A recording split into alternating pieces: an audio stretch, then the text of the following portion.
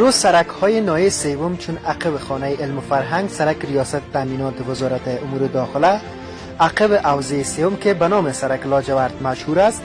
با وجود مقاومت متخلفین شهری و برخوردهای فیزیکی و لفظی آنها از وجود موانع کانکریتی پاکسازی و بر روی شهروندان بازگردانیده شد و برای تعداد دیگر از متخلفین نیز تفهیم شد که تا 48 ساعت آینده اگر موانع خود را از سرک ها دور نسازند تخریب و ضبط می‌گردد. امروز صحبت بکن امیل اعظم من اجازه خودت گپ بزن. هر کس کرد. امیال وزیر مالیه را برداشتیم، وزیر خارجه را برداشتیم، رئیس جمهور را برداشتیم. یعنی چی نیست که سرک عام است. از لحاظ عقلی خودت خب برای وطن زندگی می‌کنی، اخلاق اجازه میده که تو سرک عام بند کنی. درست.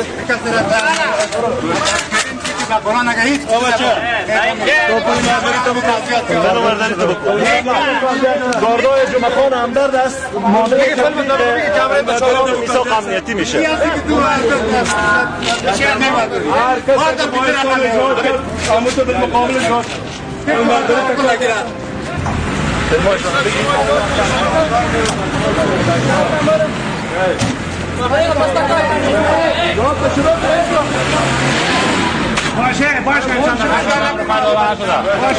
و کی سوق بیا پیش بیا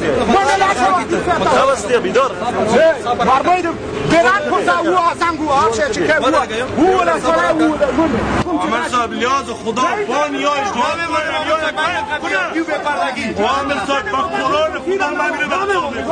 چی برو